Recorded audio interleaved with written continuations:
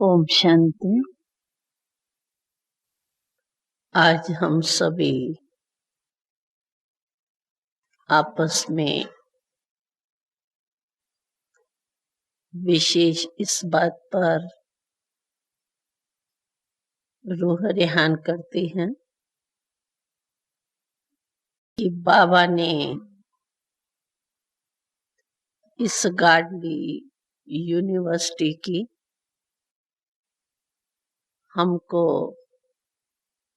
Degree कौन सी दी है, क्योंकि हर एक यूनिवर्सिटी में डिग्री मिलती है।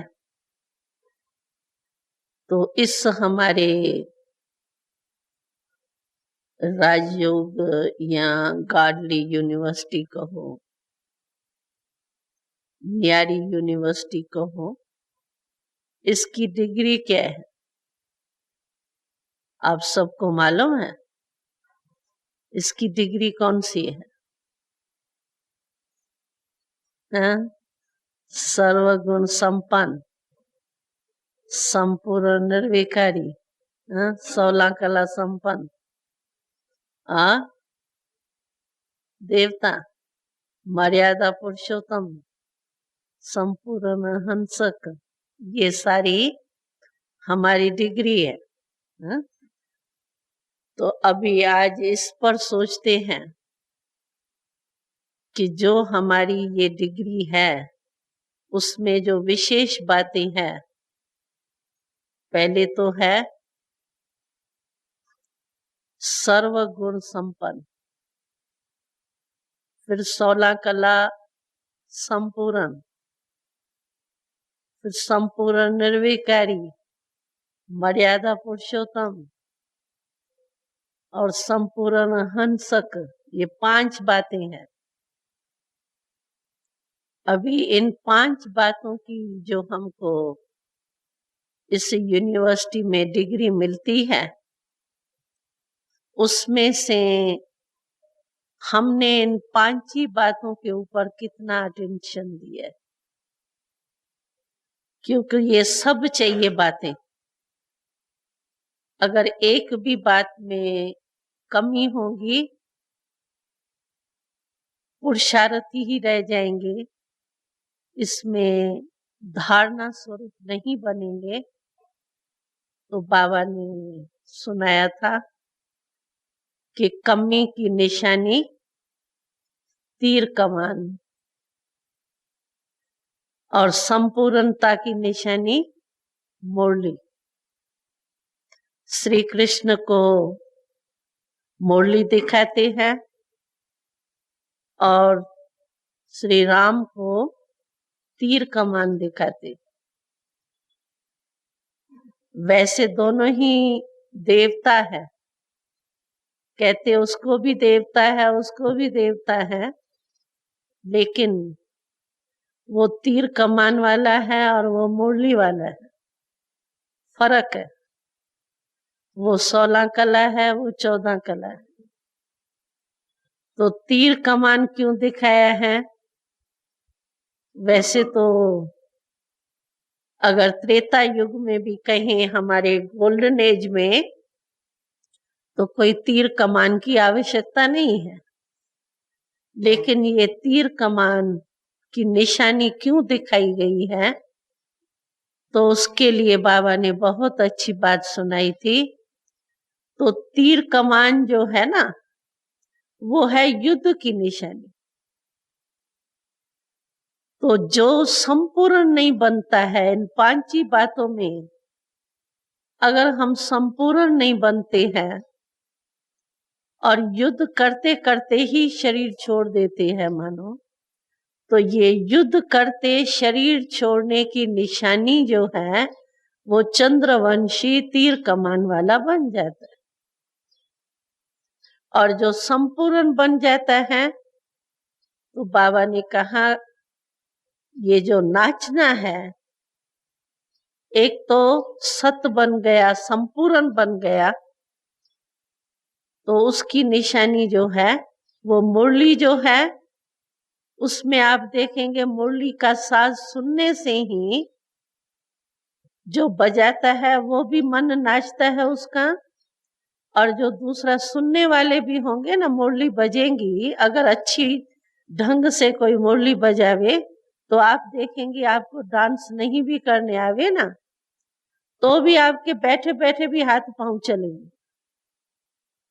क्योंकि मुरली है ही खुशी में नचाने की साधन। तो संपूर्ण बनने की निशानी है खुशी में नाचना, इसलिए उन्होंने मुरली सुन दी है। और युद्ध करते करते अगर कोई शरीर छोड़ता है, यानी संपूर्ण नहीं बनता है, कोई भी कला कम है, परसेंटेज कम है, तो उसकी निशानी जो है वो तीर कमान दिखाए, युद्ध की निशानी। तो हमको क्या बनना है? अगर बाबा हाथ उठाते हैं तो कोई भी श्री राम बनने के लिए हाथ नहीं उठाता। आप में से कोई राम बनने चाहता है? हाँ? राम बनेंगे? नहीं। त्रेता का राम बनेगा कोई? कृष्ण? हाँ। नो कि यस? No, no Ram. अच्छा है। तो अगर राम नहीं बनना है तो हमको क्या करना पड़ेगा? संपूर्ण बनना पड़ेगा। और संपूर्ण बनने में भी विशेष जो है वो हमको इन 5 ही बातों के ऊपर अटेंशन देना पड़ेगा। तो मैं समझती हूँ संपूर्ण अहिंसा के ऊपर कुछ क्लास या चली है आपकी। अहिंसा किसको कहती है? या मुरली चली है? दादी ने मुरली में सुनाया था डबल अहिंसा। तो इसका सार तो आप सुनते हो, एक एक की परिभाषा तो बहुत लंबी है, 5 टॉपिक के ऊपर 5 क्लास हो सकती है। लेकिन आज हम जो इन डिग्री में विशेष जो है 16 कला संपन्न कहते हैं। तो 16 कला संपन्न कौन, कैसे, क्या कहें? कलाओं के नाम तो मैं नहीं एक एक बोलूंगी, लेकिन टोटल सार में जो बाबा कहते हैं 16 कला संपूर्ण बनो। अगर 16 कला आ जाएंगी तो सर्व गुण भी आ जाएंगे। कनेक्शन है। एक बात में अगर हम संपूर्ण हो गए, मानो सर्व गुण संपन्न भी हम हो गए, तो सर्व गुण संपन्न में 16 कला भी आ जाएंगी। और अगर 16 कला संपूर्ण हो गए तो सर्व गुण आ जाएंगे, संपूर्ण हंसक हो जाएंगे, मर्यादा पुरुषोत्तम हो जाएंगे, निर्विकारी हो जाएंगे। ये सबका एक दो से कनेक्शन। तो 16 कला तो बाबा ने एक बारी सुनाया था। तो वैसे 16 क्यों कहते हैं? वैसे इंडिया में पहले जो रुपया होता था ना, तो उसमें 16 आना होता था। 16 आना माना पूरा रुपया। इसीलिए भाषा में कभी भी किसको कहते थे ना, जैसे मानो कोई मेरे को इस बात पर पूरा फेथ है, तो आप लोग कहेंगे ना 100%। इसी रीति से यहाँ इंडिया में पहले यही कहते थे 16 आना पक्का, यानी फुल फेथ की निशानी जो है वो ये 16 आना कहते थे। आप लोग 100% कहते। तो 16 कला यानी संपूर्ण, कोई भी कला कम नहीं। जैसे बाबा कहते हैं ना, अष्ट शक्तियों का हमारा चित्र बना हुआ है, तो कोई अष्ट शक्तियां 8 नहीं है, लेकिन निमित्त मात्र मुख्य 8 दिखाई गई है ना, उसमें सभी आ जाती हैं।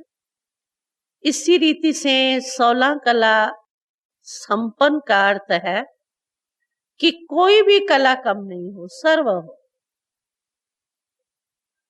पहले 16 कहते थे, अभी सर्व कला संपन्न कह दो, बात एक ही। तो सर्व कला होना चाहिए, उसका मतलब ये है कि 16 कला संपूर्ण तब हम बन सकते हैं। कलाएं माना विशेषताएं। समझो जैसे मिसला है, कला हम कहें भाई, समय अनुसार हमें रमणीक बनने की और रमणीक बनाने की ये कला है। ऐसे समझो टाइम के प्रमाण।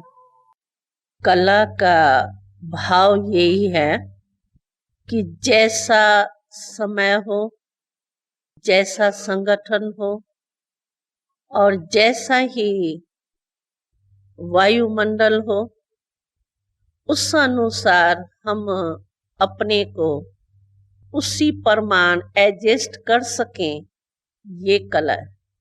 मानो वायुमंडल जो है वो रमणीक का चल रहा है और उसमें मैं कहूँ नहीं, मैं तो अंतर्मुखी हूँ, मेरे को तो गंभीरता ही अच्छी लगती है, बस मेरे को ये नहीं, रमणीकता क्या, ये कुछ नहीं, तो ये रंग है, ये कला नहीं। जैसा समय यानी राइट रंग वाला नहीं, ऐसे नहीं कि क्लब में जाऊं तो क्लब जैसी हो जाऊं, वो रंग साइड नहीं लेकिन राइट जो ब्राह्मण जीवन की है, उस अनुसार जो है हमारे में बैलेंस होना चाहिए, रमणीकता का भी और गंभीरता का भी। लव भी हो, ला भी हो, जो बैलेंस की बातें हमारे को मिली हुई है, वो समय पर स्वरूप में आवे। एक होता है हमको बुद्धि में तो होता है कि भाई लव और ला दोनों होना चाहिए, लेकिन समय पर इस बैलेंस को मैं कार्य में लगा सकती हूँ, तो इसको कहेंगे इसमें कला है। अगर नॉलेज तक है, सिर्फ बुद्धि तक है, लेकिन टाइम पर मैं काम में नहीं लगा सकती उसको, टाइम बीत जाता है, पीछे मैं सोचती हूँ कि अगर मैं ऐसे करती या करता तो ठीक होता, ये ठीक नहीं हुआ। मन तो खाता है बाहर से, चाहे कुछ नहीं बोलो, लेकिन मन तो खाता है ना। तो उसी प्रमाण बैलेंस को या ज्ञान की बातों को प्रैक्टिकल समय पर स्वरूप में लाना, इसको कहते हैं कला। तो जैसा समय हो और बैलेंस तो रखना ही है हमको। कला में विशेषता दो चाहिए। एक, कोई भी कला दिखाने के लिए आप देखेंगे, स्थूल कलाएं भी दिखाने के लिए दो बातें होती है उसमें, एक बैलेंस और दूसरा मोल्ड होना। जैसे मानो आप सर्कस देखते हो, वो क्या है, सिर्फ कला है। तो दो कलाएं उसमें होती है, एक मोल्ड, बॉडी को मोल्ड करने की, और दूसरा बैलेंस की। तो हम कहते हैं बड़ी अच्छी कलाएं दिखाई इन्होंने, लेकिन होता क्या है, सिर्फ ये दो चीजें होती।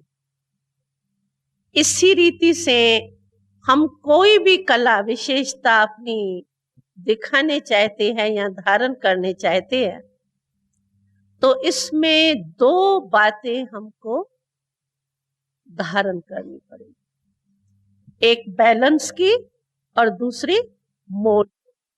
तो अपने को समय प्रमाण मोल्ड कर सके और बैलेंस भी रख सके। मानो हमको रमणीक वातावरण है और रमणीक वातावरण में मुझे रमणीक बनना है, लेकिन मैं अपने को मोल्ड नहीं कर सकूं, बैलेंस नहीं रख सकूं, जो मैं रमणीक में इतना रमणीक हो जाऊं जो मुझे अंतर्मुखता ही भूल जाए, 2 दिन मेरा वही चलता रहे। मानो कल्चरल प्रोग्राम हम करते हैं, अभी उसमें हंसी का भी बहुत करते हैं, तो कल्चरल प्रोग्राम तो 10 बजे पूरा हो गया कल, लेकिन मानो हमको वही चलता रहे, इसने फलाने ने एक्ट बड़ी अच्छी की थी, ये ऐसे रमणीक होना चाहिए, क्या योग में शांति शांति में बैठ जाएगी। इससे तो रमणीक प्रोग्राम अच्छा है ना, या किसकी एक्ट जो है रमणीक है, उस समय हमने एंजॉय किया, वो ठीक है।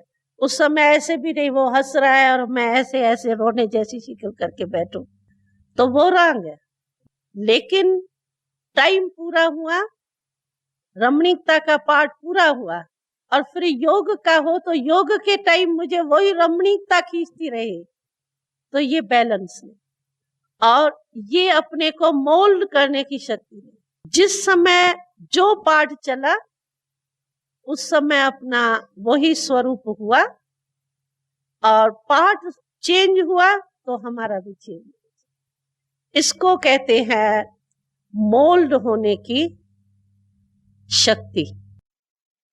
और वैसे भी आप देखो, जो भी हम सेंटर पर रहते हैं या अपनी लौकिक जॉब में जो भी संपर्क में आप आते हो, ब्राह्मणों से भी कनेक्शन में आते हैं और अज्ञानियों से भी कनेक्शन में आते हैं, तो उसमें भी सफल वही होता है जिसमें ये कला है बैलेंस की और मोल्ड होने। अगर बैलेंस नहीं रख सकता है अपने बुद्धि की, मानो कोई ने कुछ कहा हमको और हमारे बुद्धि का बैलेंस ऐसा हो जाएगा, बस क्यों कहा, कैसे कहा, ये क्या, ऐसे मानो चलता रहता है, तो उसमें ही संस्कार का टक्कर होता है। अगर मेरे को बैलेंस है, ठीक है इसने बोला, वो बोलने वाला बोल के चला जाएगा, उसको भूल भी जाएगा, और अगर उससे मैं पूछूंगी तो वो कहेगा मैंने कहा था क्या, मैंने जो आया विचार वो कह दिया, वो ऐसा कर देगा। लेकिन मैं उसको बीती हुई को पीटती रहूंगी, जैसे हमारे इंडिया में कहते हैं सांप तो चला गया लेकिन लकीर को पीटते ही रहेंगे, तो वो व्यर्थ, उसमें व्यर्थ बहुत चलता है, और व्यर्थ टाइम भी जाता है, व्यर्थ एनर्जी भी जाती है, और संस्कार का टक्कर होता है। तो कारण क्या होता है, इतने सारे नुकसान का कारण क्या होता है कि हमको बैलेंस और मोल्ड करने की शक्तियां नहीं। अगर ये दो शक्तियां आप में आ गई तो आप सर्वगुण संपन्न भी बन जाएंगे, 16 कला संपूर्ण, जो भी 5 बातें हमने सुनाई ना, वो सब आप में बहुत सहज है। और जैसा समय, मानो कोई कहता है हमको, कोई भी बात हो जाती है, तो उसमें हमको समय परमान अपने को मोल्ड नहीं करने की शक्ति होती है ना, तो मैं अपने संस्कार के वशीभूत होकर के, मानो मेरा रमणीक स्वभाव है या मेरा शांत का स्वभाव है, दो ही स्वभाव होते हैं ना, कोई 3-4 स्वभाव होते हैं मुख्य। एक होता है शांत स्वभाव, एक होता है रमणीक, और एक होता है बहुत चिड़चिड़ा स्वभाव, जो बात भी अच्छी होंगी लेकिन वो चिड़ता ही रहेगा, उस स्वभाव होता है ये कोई नेचर जिसको कहते हो आप, तो हमेशा चिड़ता रहेगा, अच्छी बात भी चिड़ता रहेगा। तो कोई नेचर होती है किसकी, चिड़चिड़ापन की जैसे, और कोई जो होती है उसकी नेचर मुख्य 3-4 जो नेचर होती है, हर बात में कंफ्यूज होता रहेगा। कोई छोटी भी बात होगी ना, यहाँ से गिलास उठा के यहाँ गिलास रखना है, भाई ये क्या बड़ी बात है, लेकिन कंफ्यूज होने वाला इसमें भी होगा, यहाँ से यहाँ क्यों रखूं, ये यहाँ रखना चाहिए, यहाँ क्यों रखा। तो ये एक नेचर होती है कंफ्यूज होने की। तो वो जो नेचर होती है वो हमारी समय प्रति समय काम करती है, वो ऑटोमेटिकली समझो एक जन्म की नेचर किसकी होती है, लेकिन अभी हमारी ये नेचर्स नहीं है, संस्कार नहीं है, अभी हमारा नया जन्म हुआ है। कई बाबा ने सुनाया था, तो कई ऐसे ब्राह्मण हम लोगों में से ही कोई भाई बहने ऐसे हैं जो अपने को बचाने के लिए, अपनी गलती न मानने के बचाव का साधन यही है कि मेरी गलती नहीं है, मैं चाहता नहीं हूं, लेकिन मेरी नेचर ऐसी है, मेरा स्वभाव ऐसा। तो ये बचाव का साधन बना देते हैं, पुरुषार्थ नहीं करेंगे, कहेंगे क्या करूं, मेरा बचपन से नेचर ही रमणीक है ना बहन जी, मेरी फैमिलियरिटी नहीं है लेकिन मेरी नेचर रमणीक है। लेकिन नेचर रमणीक है, लेकिन समय पर नेचर रमणीक करनी है, समय पर गंभीर करनी है, वो मोल करने की शक्ति नहीं है, तो इसीलिए वो नुकसान हो जाता है। और वास्तव में अगर हम देखें तो हम अभी ये नहीं कह सकते हैं कि मेरी नेचर ही ये है ना। अभी हमारा नया जन्म है, वो पास्ट जन्म की नेचर है। आप समझ रहे हो ना हमारी बात को? तो वो पास्ट जन्म की नेचर है, शूद्र की नेचर है, शूद्र जन्म की। और अभी जो हमारी नेचर होंगी ब्राह्मण जीवन की, वो रमणीक भी होंगी तो ज्ञान सहित होंगी, गंभीर भी होंगी तो ज्ञान सहित होंगी। ऐसे नहीं कि रमणीक ऐसी है जो जिस समय शांत करो उस समय भी हंसता रहेगा, तो वो कोई रमणीक नहीं हुआ, वो बिना ज्ञान के रमणीकता है, वो नुकसान है। तो इसीलिए बाबा कहते हैं कि पास्ट जन्म की नेचर को मेरी नेचर नहीं कहो। उस दिन भी बाबा ने कहा तो ये दूसरे रावण राज्य की देन है। ये ऐसी उल्टी नेचर, ये रावण राज्य की नेचर है, तो मेरी कैसे हुई? ये तो पराई है। मेरी कैसे हुई? मेरी हुई क्योंकि मैं ब्राह्मण हूं। तो ब्राह्मण की नेचर, ब्राह्मण के स्वभाव, ब्राह्मण के संस्कार, ब्राह्मण की विशेषता जो ब्रह्मा बाबा की, शिव बाबा की, वो हमारी। ठीक है ना? हाँ, क्लियर? हाँ। तो इसीलिए हम ये शब्द नहीं कह सकते हैं कि मेरी नेचर, मेरा संस्कार ऐसे हैं, मेरी आदत ऐसे हैं। आदत जो ब्राह्मण जीवन की आदत है वो मेरी आदत है। तो पिछला अगर हम ऐड करते हैं ब्राह्मण जीवन में, तो आधा ब्राह्मण बन के आधा शूद्र बन गए, आधा आधा, न वो रहे, न शूद्र रहे, न ब्राह्मण रहे, मिक्स।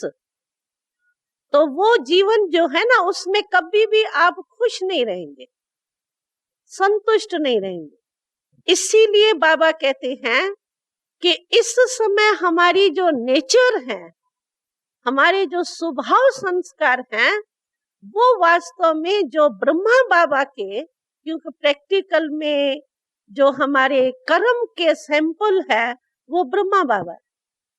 साकार शरीरधारी है ना ब्रह्मा बाबा। शिव बाबा तो है निराकार। अभी निराकार को कर्म में तो हम फॉलो नहीं कर सकते ना, को निराकार तो आता है थोड़े टाइम के लिए, मुरली चला के चला गया। लेकिन साकार ब्रह्मा बाबा जो है वो सारे ही 84 जन्मों के चक्कर में आता है हमारे साथ साथ। उनको ही हम फॉलो करते हैं। पूज्य वो बनता है तो हम भी पूज्य बन जाते हैं, और वो पुजारी बनता है हम भी पुजारी बन जाते हैं। तो सारे 84 जन्म जो हम फॉलो करते रहे हैं वो ब्रह्मा बाबा को, साकार बाबा को। इसीलिए ब्रह्मा बाबा का जो स्वभाव, जो संस्कार, वही वास्तव में हमारा स्वभाव और संस्कार। तो बाबा का स्वभाव जो है वो आपने जीवन कहानी में पढ़ा होगा।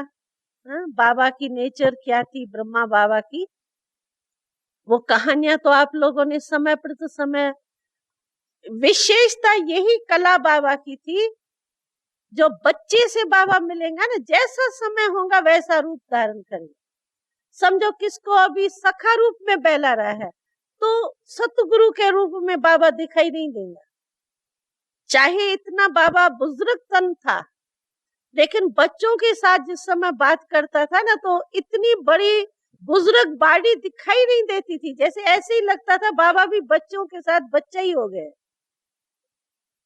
अगर बच्चों के साथ बच्चा नहीं हो करके खेले या उनको बहलाए तो बच्चों को फीलिंग नहीं आएंगी। छोटा बच्चा भी बाबा के पास जाता था ना, हमने देखा है प्रैक्टिकल में।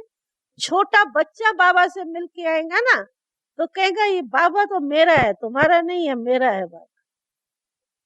उसको इतनी फीलिंग आती थी, हम कहते थे तुम्हारा काय का है, हमारा है, हम यहाँ रहते हैं, तुम तो अभी आए हो सिर्फ 3 दिन के लिए।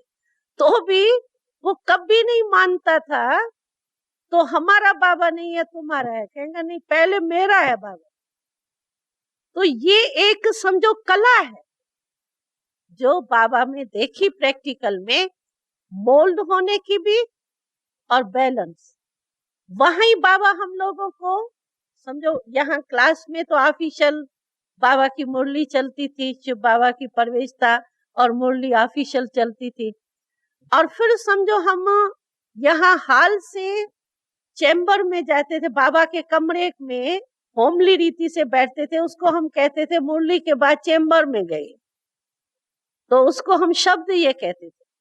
तो जब हम वो बाबा के कमरे में जाकर के बैठते थे और बाबा अभी अभी ऑफिशियल मुरली चला के आए, लेकिन चैम्बर में फिर बाबा ऐसा रमणीक रीति से हंसाएगा करेगा, अच्छा ये मुरली में था, फिर तुम लोगों ने कोई ऐसा टोटका बाबा बोलता था, हम लोग कहते थे बाबा आज ये टोटका आपने बहुत अच्छा बोला। तो फिर एक सखे के रूप से जैसे बाबा वहां हम लोगों से बहलता था। तो जैसा टाइम वैसा रूप बाबा रखता था, तो हम लोगों को फीलिंग आती थी। तो ऑफिशियल मुरली के टाइम जो बाबा का रूप था और अभी चैम्बर में जो हमारे से बाबा मुलाकात कर रहा है, उसमें रात दिन का फर्क। तो जैसा समय माने सखा रूप में बाबा हमसे बहलने चाहता है, तो ऑफिशियल सतगुरु के रूप में नहीं, जो हम कुछ बोल ही नहीं सके, लेकिन सखा हल्के रूप में बाबा हमारे से बैठे तभी तो हम भी बोल सकेंगे ना। वैसे ऑफिशियल बाबा जब दृष्टि देता है और ऑफिशियल मुरली चलाता है, उस समय कोई बोल सकता है? उस समय तो ऑफिशियल रूप से हम भी ऑफिशियल होते हैं। थोड़ा बाबा हल्का होके कहते हैं कैसे हो, ठीक हो, थोड़ा हंसाता है तो हम लोग भी हंसेंगे, नहीं तो ऑफिशियल रहेंगे। तो जैसा समय वैसा रूप धारण करना, यही कला की निशानी। इसीलिए हमको जो संस्कार स्वभाव में भी एक दो के साथ ब्राह्मण परिवार में या लौकिक में सफलता का साधन जो है ना, वो यही।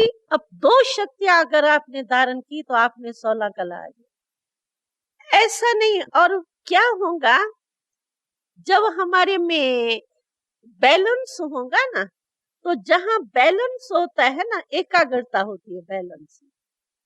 जैसे तराजू में भी देखो, तो तराजू का बैलेंस जब होता है तो कांटा क्या होता है, एकाग्र हो जाता है ना, टिक जाता है ना। तो जहां एकाग्रता होती है, बैलेंस होता है, वहां निर्णय शक्ति बहुत अच्छी है। जैसे मिसला आप देखो, पानी है, पानी अगर एकाग्र हो जाता है तो आपको जो भी पानी में चीज होंगी ना, वो स्पष्ट दिखाई देगी। और हिल रहा है पानी, चाहे कितना भी साफ हो, लेकिन हिल रहा है, तो आपको जो चीज जैसी पड़ी है वो स्पष्ट नहीं दिखाई। एकाग्रता आधार है निर्णय शक्ति, एक्यूरेट निर्णय शक्ति। तो बैलेंस में क्या होता है कि हमारी बुद्धि जो है वो बैलेंस के कारण एकाग्र हो जाती है। जैसे सागर में बहुत उछले आ रही है, तो आपको पता नहीं पड़ेगा, अंदर इतनी मोटी बड़ी चीज भी पड़ी हो ना, दिखाई नहीं देंगी। और किनारे पर जब वो पानी आकर के एकाग्र हो जाता है, तो आपको जो भी चीज होंगी वो स्पष्ट दिखाई देगी। तो बुद्धि की एकाग्रता, योग हम क्यों लगाते हैं? हमारे को योग से शांति क्यों मिलती है, शक्ति क्यों मिलती है? क्योंकि हमारा योग से बुद्धि एकाग्र हो जाती है। तो इसमें भी स्वभाव हमारा जो है ना, बुद्धि एकाग्र हो जाती है तो हमारा स्वभाव भी जैसे एकाग्र होता है, कभी वो हलचल में नहीं आता है। और उसमें दूसरा जो मेरे से कुछ चाहना रखता है, क्यों 1-2 में टक्कर होता है? क्योंकि जो वो चाहता है वो मैं नहीं समझ करके उसको पूरा कर सकती हूँ, इसीलिए 1-2 में टक्कर होता है। समझ नहीं सकती है ना 1-2 के भाव को, तभी संस्कारों का टक्कर। तो इसी कारण अगर हमारी निर्णय शक्ति ठीक होगी और निर्णय शक्ति का आधार हमने सुना है आपको, बैलेंस से एकाग्र शक्ति, एकाग्रता। तो एकाग्रता की शक्ति आने से एक तो हमारा बुद्धि का वेस्टेज सारा खत्म हो जाता है। एकाग्र हो गए ना तो हलचल खत्म, व्यर्थ संकल्प की, व्यर्थ एनर्जी की, ये सारी वेस्ट खत्म हो जाती है, शांति आ जाती। वैसे भी देखो आप लोग, कभी भी कोई बहुत सोचने का, कोई फैसला लेने की बहुत गंभीर बात होती है ना, तो एक दो में क्या कहती है, शांति से बैठ करके सोचो, ऐसे चलते चलते नहीं सोचने की बात है, शांति से बैठ करके सोचने की बात है। तो शांति में क्यों कहते हैं बैठ करके सोचने की बात है? क्योंकि एकाग्रता है। जैसे चलता भी रहेगा, ये बोलता भी रहेगा, तो एकाग्रता नहीं होती है ना बुद्धि की, इसलिए निर्णय ठीक नहीं हो सकता। तो बैलेंस से एकाग्रता, एकाग्रता से जो निर्णय शक्ति बढ़ती है, इससे हमको समय पर, जैसा समय पर हम स्वरूप बनाने चाहे, जो संस्कार हम अपना इमर्ज करने चाहे, उस समय पर हमारा स्वभाव, संस्कार वैसा ही एक्ट करेगा जो मेरे को आवश्यकता है या दूसरे को आवश्यकता। ये मिसअंडरस्टैंड का ही सारा मामला होता है। आप देखेंगे आधी खिटखिट जो होती है ना, वो बात कोई ऐसी नहीं होती है बड़ी, लेकिन मिसअंडरस्टैंड छोटी बात को बड़ा कर देती, और मिसअंडरस्टैंड के कारण ही आपस में कई बार खिटखिट भी हो जाती है। तो मिसअंडरस्टैंड क्यों होती है? क्योंकि निर्णय पूरा नहीं। और बुद्धि जो है, मिसअंडरस्टैंड होती तभी है जब मेरी बुद्धि अनेक तरफ घूमती रहती है ना, बात मैंने सुनी अधूरी, बुद्धि मेरी चाहे मैं उसके सामने हूं, लेकिन क्या होता है कि सामने होते भी मेरी बुद्धि और भी घूम रही है, कई जगह भटक रही है, एकाग्र नहीं है। तो क्या होता है, पूरे बात का भाव हम उसका नहीं समझ सकते हैं, न उसके अंदर के भाव को हम कैच कर सकते हैं, न सुन सकते। कई बातें ऐसी होती हैं जिसमें सुनने से भी बात होती है, लेकिन भाव को कैच भी करना पड़ता है, सिर्फ बोल से नहीं होता है। तो अगर मेरी बुद्धि जो है वो एकाग्र नहीं है, तो निर्णय शक्ति पूरी न होने के कारण मिसअंडरस्टैंड हो जाती है, और मिसअंडरस्टैंड जो है वो आपस में प्रेम को थोड़ा दूर कर दे। तो इसीलिए ये जो विशेषता है हमारी,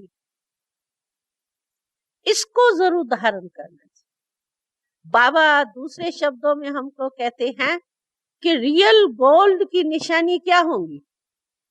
मोल्ड। और रियल गोल्ड मोल्ड होगा, जो मिक्स गोल्ड होगा वो कभी भी मोल्ड नहीं होगा।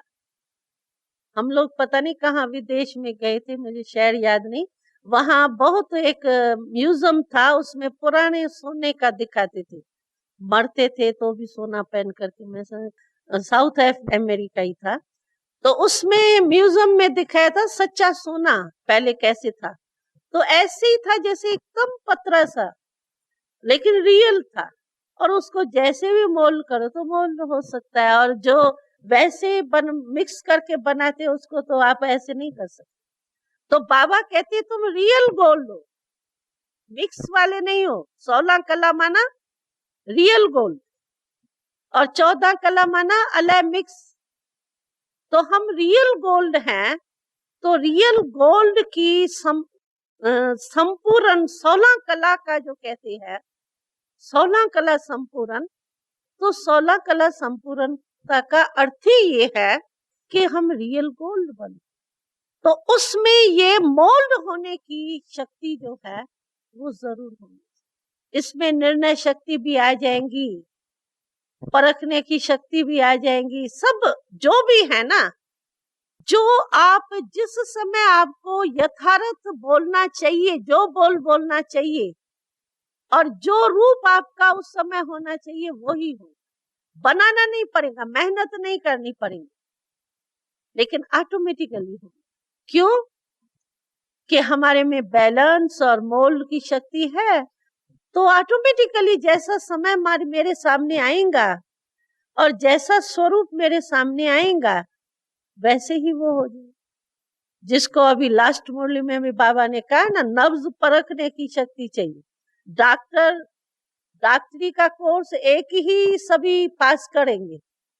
मानो MBBC क्या होता है, ये जो मानो यही कोर्स करो तो एक ही कोर्स ये भी करेगा ये भी करेगा, लेकिन एक जो है वो 5,000 एक मास में कमा लेगा, 10,000 कमा लेगा, एक जो है 500 भी कमा लेगा। अभी कोर्स तो दोनों ने एक ही किया, लेकिन फर्क क्या होता है, उसमें नब्ज को परखने की शक्ति होती है, इसीलिए दवाई ठीक देता है। और वो गपशप में जो भी आया, दवाई जो पड़ी है चलो दे दिया, तो इसीलिए उसके पेशेंट नहीं बढ़ेंगे, फायदा ही नहीं होगा तो पेशेंट कहां से। तो परखने की शक्ति जो है वो जिसमें ज्यादा होती है उसमें ज्यादा कमाई होती है। इसी रीति से हम लोगों को भी सर्वगुण संपन्न बनना है, तो ये विशेषता हमारे में जरूर है। तो समझा आपने, 16 कला का फाउंडेशन जो है वो है ये विशेषताएं।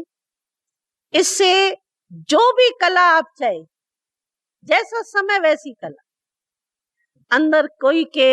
अंदर के भाव को पहचानना ये भी कोई कला है, कहते हैं ना। इसमें बस ऐसी कला है जो जिसको जो चाहिए ना वो अंदर के भाव को पहचान लेता है, जान लेता है, ये भी कला है। लेकिन ये सब कलाएं जो भी है उसका आधार ये है कि आप में ये दो शक्ति है, इससे सब आ जाए। समझा? अभी इस टॉपिक पर तो जो बोलना था वो बोला। अभी अगर आपको कोई क्वेश्चंस हो, क्योंकि कईयों ने कहा हमको क्वेश्चंस है, तो कोई क्वेश्चंस हो तो अभी 15-20 मिनट जो पड़े हैं उसमें हम पूरा करेंगे। कोई क्वेश्चन दिए तो नहीं है पहले ना? अच्छा, नयो को तो एक ही क्वेश्चन है, आप बाबा जब आता है तब आप कहाँ होती हो, ये तो क्वेश्चन परंपरा का है। यही क्वेश्चन नए जो आते हैं ना पहले बारी, तो उन्हों का ये क्वेश्चन तो होता ही है।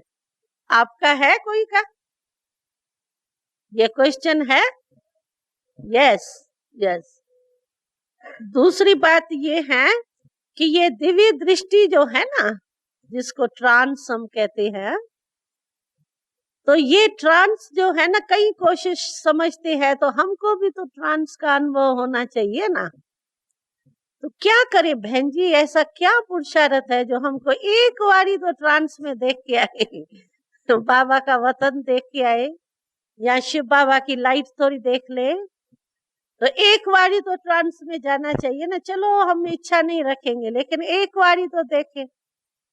लेकिन है क्या बात कि ट्रांस जो है वो अपने पुरुषार्थ से नहीं मिलती। ट्रांस के लिए आप पुरुषार्थ करने की जरूरत ही नहीं है, जितना ही करेंगे ना। कई ऐसे कहते नहीं बहन जी एक छोटा सा अभ्यास बता दो, लेकिन है ही नहीं उसके लिए।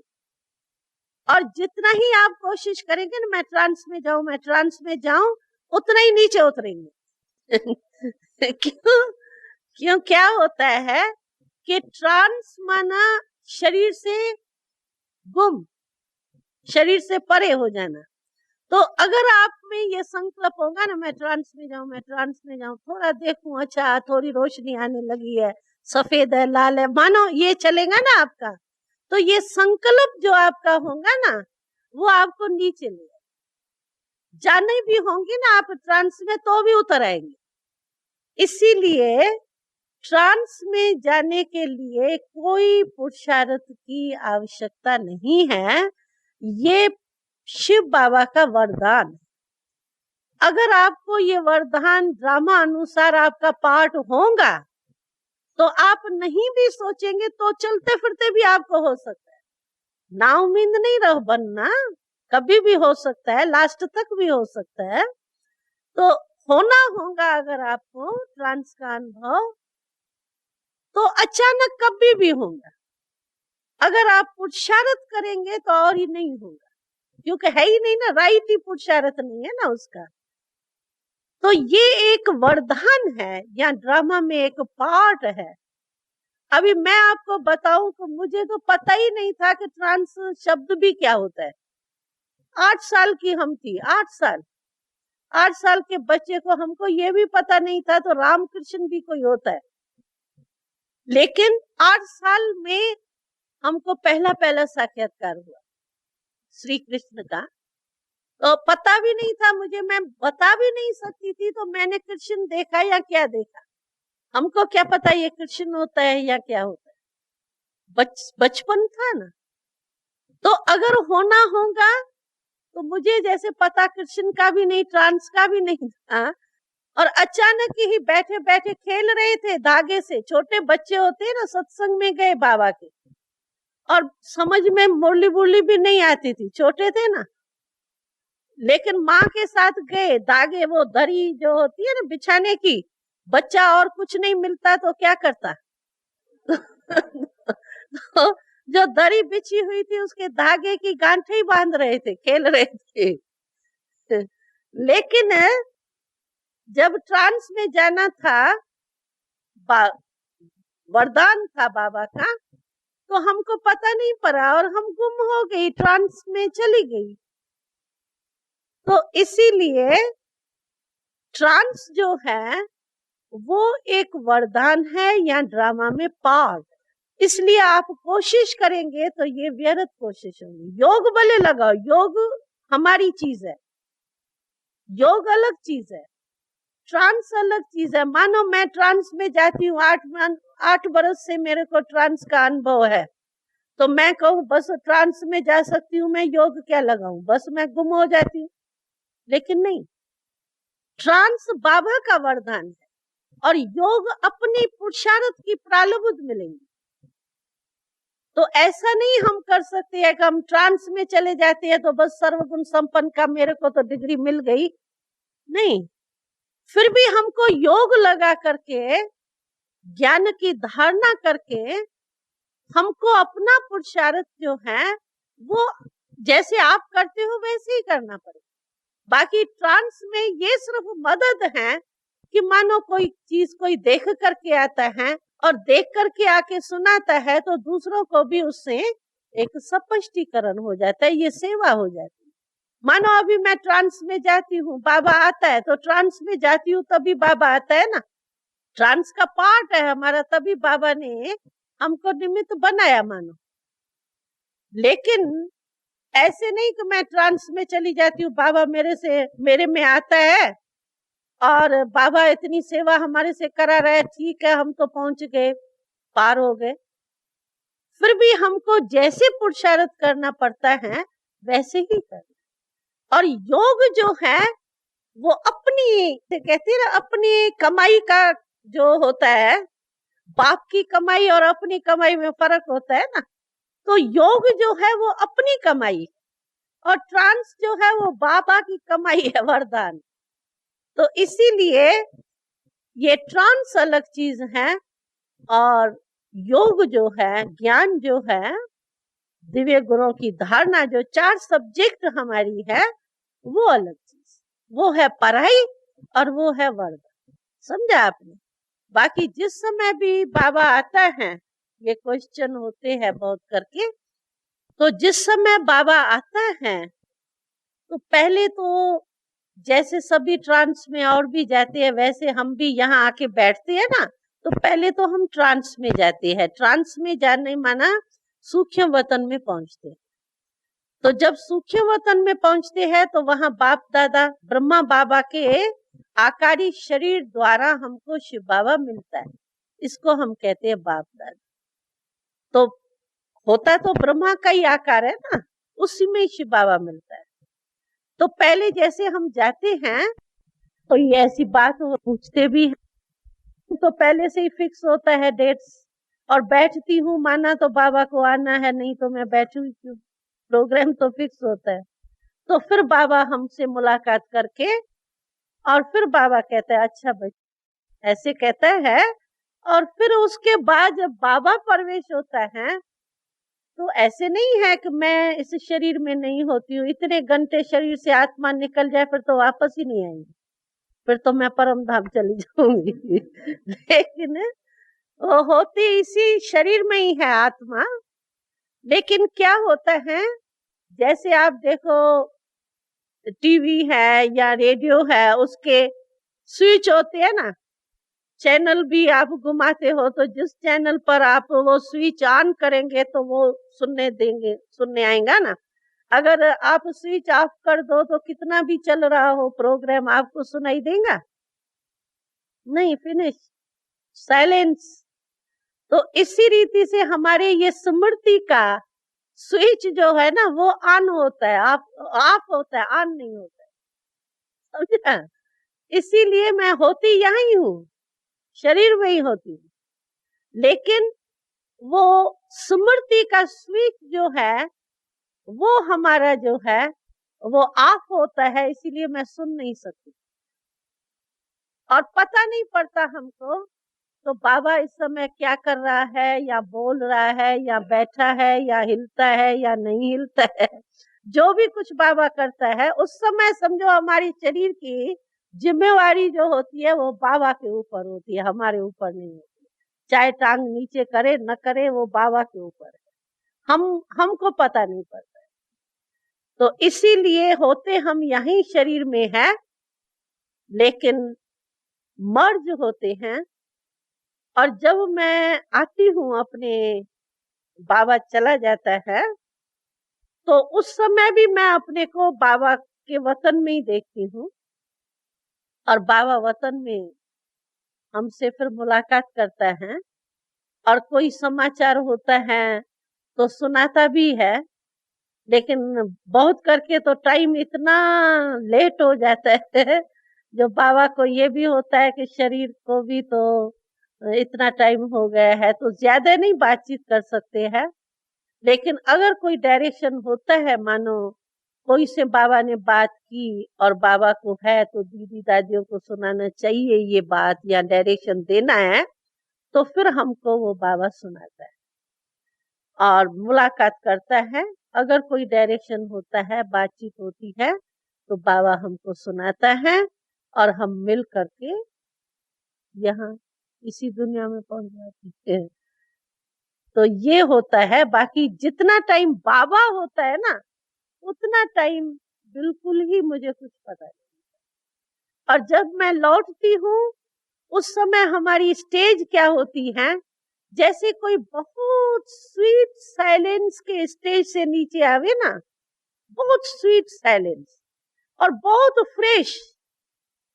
लोग सभी समझते पता नहीं इसको कितनी थकावट होगी, लेकिन मैं स्वीट साइलेंस के स्टेज से नीचे आती हूँ ना तो इसीलिए थकावट नहीं होती और ऐसे लगता है जैसे मैं फ्रेश ही हूँ, कोई मैंने कुछ किया नहीं है। अगर मेरे को अपना कॉन्शियस होगा ना तो मुझे पता पड़ेगा ना मैंने इतना काम किया है, इतने घंटे मैं बैठी हूँ। लेकिन अपना कॉन्शियस नहीं है, इसलिए मुझे ये भी नहीं होता है कि मैंने कुछ किया है, तो थकावट कैसे होगी। पहले तो स्मृति आवे ना मैंने कुछ किया है, मैंने किया ही नहीं और मैं अपने स्वीट साइलेंस के स्टेज पर हूँ। तो इसीलिए मुझे ऐसे ही लगता है जैसे मैं बिल्कुल फ्रेश हूँ। जो किया वो बाबा ने किया, बाबा थका या नहीं थका वो बाबा जाने, बाबा तो थकता ही नहीं। बाकी हमारी जो स्टेज होती है वो स्वीट साइलेंस। तो स्वीट साइलेंस की स्टेज ऐसे लगता है जैसे बहुत बहुत मीठी मीठी स्टेज है वो, उसी की अनुभूति से जैसे मैं नीचे, ये होता है हमारा अनुभव। ठीक, क्लियर हुआ है? अच्छा, और कुछ, और कोई क्वेश्चन है? क्या कहते हैं, फीलिंग होती है, लेकिन ये नॉलेज तो हमको होता है ना भाई 8 बज गए हैं। नॉलेज तो नीचे आने से तो सारी नॉलेज आती है ना भाई 8 बज गए सुबह का, तो नेचुरल है अपनी जो दिनचर्या होंगी उसी प्रमाण में चलूंगी ना। और थोड़ा ये नीचे आने से नॉलेज तो है ना, तो भाई इतना घंटा बैठा तो मेरा ही शरीर था, बाबा ने काम किया। तो फिर हम आगे के लिए भी बाबा का पाठ चलना होता है। तो जैसे एक उसके लिए आगे के लिए भी शरीर ठीक रहे, उसके लिए फिर मैं अपना थोड़ा साधन जो है, भाई थोड़ा लेट गया, नींद इतनी नहीं आती है, मानो सारी रात मैंने नींद नहीं की है तो मेरे को 4 घंटा नींद आ जावे, ऐसा नहीं होता है। लेकिन ये मैं कोशिश करती हूँ, तो समझो दूसरे तीसरे दिन भी बाबा को आना है, एक दिन तो आना नहीं है, आगे भी आना है। तो शरीर को ठीक रखने के लिए, जब मेरे कॉन्शियस में है मेरा शरीर, तो फिर उसको ठीक रखने के लिए जो मेरी जिम्मेवारी है वो मैं निभाई। बाकी थकावट के भाव से नहीं हो। अगर मानो बाबा पहले 8 घंटे बैठते थे तो भी शरीर चल गया, और अभी 16 घंटा बैठता है तो भी चल गया, तो इसीलिए कोई उसका इफेक्ट नहीं आता है उस समय। बाकी थोड़ी सी संभाल अपने खाने की, पीने की, रेस्ट की, वो थोड़ा सा ध्यान रखती है आगे के लिए। तो वो रंग, वो कंट्रोलिंग पावर नहीं। नहीं, वो क्या होता है, ध्यान भी कई प्रकार का है।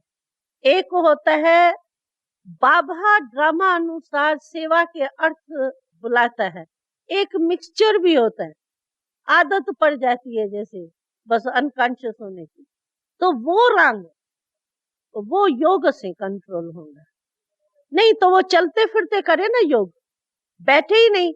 अगर उसकी ऐसे लूज पॉइंट है तो वो बैठने से अगर गुम हो जाता है तो चले फिरे, थोड़ा टाइम उसको अवॉइड करे, और फिर अवॉइड हो जाएगा, आदत पड़ जाएंगी तो फिर नहीं, बस।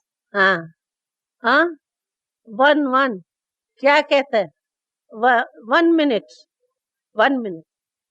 हाँ, पहले उससे पूछ। हाँ, वो क्या होता है, हमको तो उस समय पता नहीं पड़ता है, लेकिन ये होता क्या है, नॉलेज तो है। तो उस हिसाब से क्या होता है, जब बॉडी से आत्मा अनकॉन्शियस हो जाती है ना, परे हो जाती है ना, तो जैसे एक हल्का शरीर होता है उसके कारण ये होता है।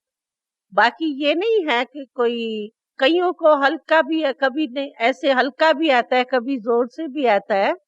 लेकिन ये होता है जिस समय आत्मा समझो शरीर से अनकॉन्शियस होती है ना, तो शरीर हल्का हो जाता है, इसलिए ये करता है। अच्छा, और मगज का बीमारी, योग, वो बेचारे अनुभवी नहीं है ना, वो तो कई बातें कहेंगे। नहीं, वो फिर क्या होता है कि योग में भी कंट्रोलिंग पावर चाहिए। कई योग में क्या होता है कि योग में बैठे रहेंगे ना, 4 घंटे बैठे ही रहेंगे, या काम काज भूल जाएंगे, कहेंगे मैं तो अपने योग में इतना मस्त था जो मुझे पता ही नहीं पड़ा 8 बजे या 4 बजे। तो ऐसे कोई रंग कर्म होते हैं ना, इसीलिए दुनिया वाले पागल कहते हैं।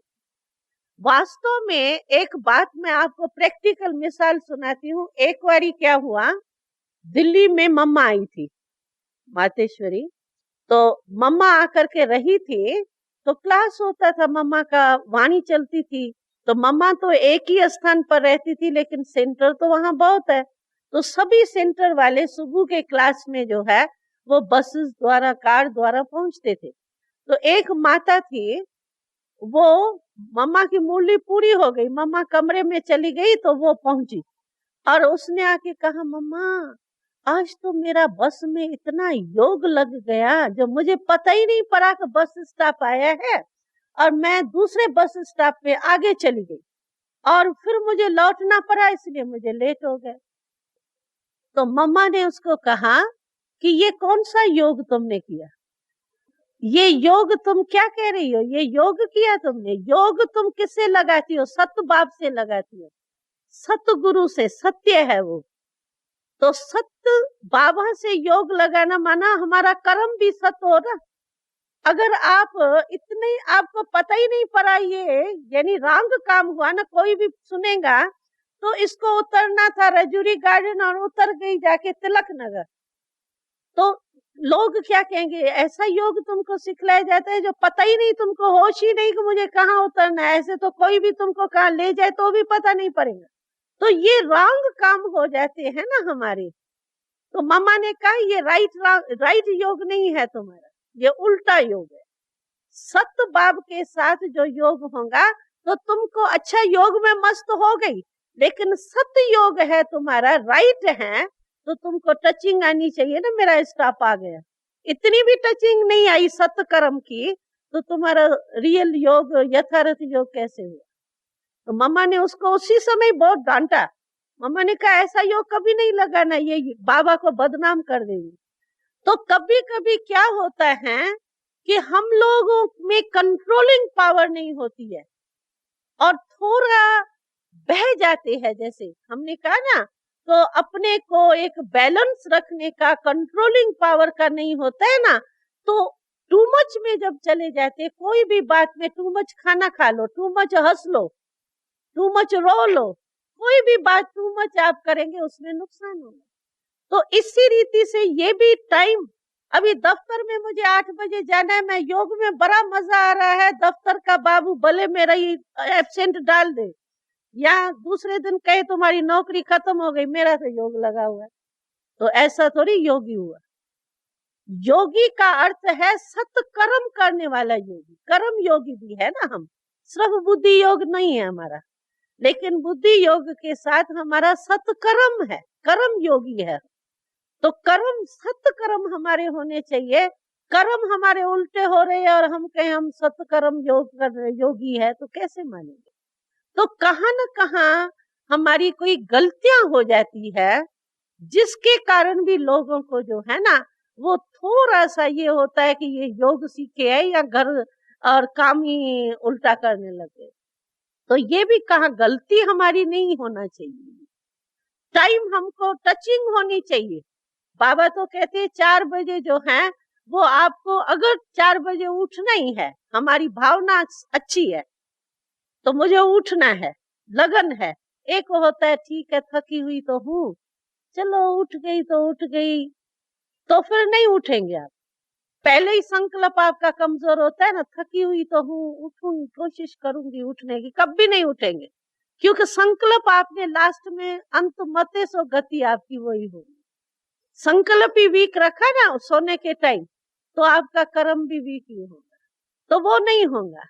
लेकिन अगर हम ये, इतनी हमारे योग में पावर है, जो आपको घड़ी देखने की भी आवश्यकता नहीं है, जिस समय आपको जो टाइम होगा वो आपको टचिंग होंगी। योग माना सत्यता, सत्कर्म, राइट कर्म, योग का तो यही प्रैक्टिकल रूप है ना, तो ऐसा नहीं है।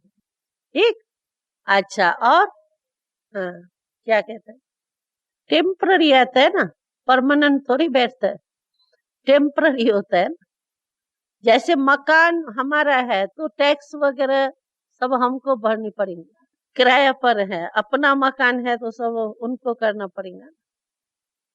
ये तो लोन लेता है थोड़े टाइम के लिए, इसीलिए हमको करना तो हमको ही पड़ेगा। अच्छा, और बस फिनिश, इसको और कब कहते हैं वो, ये समझो अभी ये सीजन पूरी हुई ना, तो क्या है कि ब्राह्मणों को बहुत संख्या है, इंडियन इतने हजारों के अंदाज में है, फॉरेनर्स हैं, तो अगर हम डेट्स फिक्स नहीं करें बाबा, तो टर्न नहीं बन सकते, संख्या नहीं मुकर्रर हो सकती। और आप लोग मानो टिकट रिजर्वेशन कराते हो 2 मास 4 मास 5 मास पहले कराना है, तो इसके कारण ब्राह्मणों को, बच्चों को सहज हो तो सीजन पूरी होने के बाद ही दादी मैसेज भेजती है हमारे द्वारा, और दादी कहती है तो बाबा अगले सीजन में किस ढंग से होगा, कितने मास में आप आएंगे, किस ढंग से ग्रुप्स बनेंगे, तो दादी मैसेज देती है और बाबा फिर उसको पहले से ही फिक्स कर देते हैं, जिससे बच्चों के ग्रुप और रिजर्वेशन ठीक रीति से मिल सके। अच्छा, और क्या कहते हैं, लेकिन हम जो भी इंग्लिश हम भी सीखे है ना, वो भी बाबा से ही सीखे, मूल्यों से ही सीखे है, इसलिए बाप दादा बोलता है तो हम भी सीख गए। ये बाबा की रिवाइज कोर्स की मुरली देखो ना, तो आधी मुरली इंग्लिश शब्द होते हैं, आपको एक हंसी की बात सुनाऊं? एक हमारे दिल्ली में आती थी 70 वर्ष की बुजुर्ग माता। तो वो इंग्लिश तो जानते नहीं, हिंदी भी अक्षर भी पढ़ना नहीं जानती, लेकिन मुरली जो सुनते हैं और पढ़ते हैं ना, तो उसमें इंग्लिश शब्द बहुत होते हैं मुरली में। तो वो इंग्लिश शब्द ऐसे रट जाते हैं हम ब्राह्मणों को, तो हिंदी है या इंग्लिश कुछ पता नहीं पड़ता, लेकिन बाबा के शब्द है, इसीलिए हम ऐसे ही बोलते हैं जैसे इंग्लिश भी हिंदी है, हिंदी भी इंग्लिश है, लेकिन बाबा के शब्द है। तो इसी रीति से वो एक कोई आया वकील, तो वकील वैसे ही बाबा से मिलने आया, तो तब बाहर वो बैठी थी, तो वो खुशी खुशी में उसको कहने लगी, तुम बड़े भाग्यशाली हो, तुम बड़े लकी हो, और हमारी यूनिवर्सिटी है, हमारी एजुकेशन है। तो वो इतने इंग्लिश बोले अक्षर उससे, तो वो कहने लगा, माता जी तुम कितना पढ़ी हुई हो? कहा, तो हम तो कुछ शब्द ही नहीं पढ़े हैं। पुराने जमाने में भाई मैं पैदा हुई, वहां तो पढ़ाते नहीं थे माताओं को, बहनों को, मैं कुछ नहीं पढ़ी हूँ। तो कहता है वो उसको, कहता है तुम तो ऐसी इंग्लिश बोल रही हो जो बीए एमए वाले भी नहीं बोल सकते हैं, और तुम कैसे बोल रही हो? कहती मैंने इंग्लिश बोला क्या? उसने कहा मैंने इंग्लिश बोला क्या? कहा तुम इंग्लिश ही तो बोल रही हो। कहती ये तो बाबा ने मेरे को सुनाया है ना, वो मैं बोलती हूँ। तो हम लोगों को बाबा के शब्द ऐसे पक्के हो गए हैं, जो इंग्लिश भाषा है या हिंदी भाषा हमारे बाबा की भाषा है, इसीलिए आधे इंग्लिश तो हमको बाबा ही सिखाते हैं। समझा? परम नाम क्या कहती? नहीं, ये ट्रांस का तो थोड़ा सा टाइम होता है ना, बाकी तो शरीर से निकलने का टाइम तो, जाने का टाइम तो थोड़ा ही होता है, थोड़े में ही फीलिंग होती है ना ज्यादा। तो इसीलिए ये ट्रांस का पार्ट जो है वो जितना ही टाइम हम समझो बाबा है, उतना टाइम वतन में नहीं होते हैं। पहले सिर्फ थोड़ा टाइम मुलाकात कर। हाँ नहीं, बाबा इमर्ज हमको बुलाता है ना, सेकंड में बुला लेता है, बाबा बुलाता है। नहीं, ये देखो ध्यान में जाना जैसे स्वप्न देखते हो आप। अभी स्वप्न में आत्मा कोई निकल नहीं जाती है, लेकिन आपको अनुभव यही होगा कि मैं गई, कोई आत्मा निकल नहीं जाती है, लेकिन ट्रांस में अनुभव यही होता है कि मेरी आत्मा कैसे निकली और बाबा के वतन में पहुंची।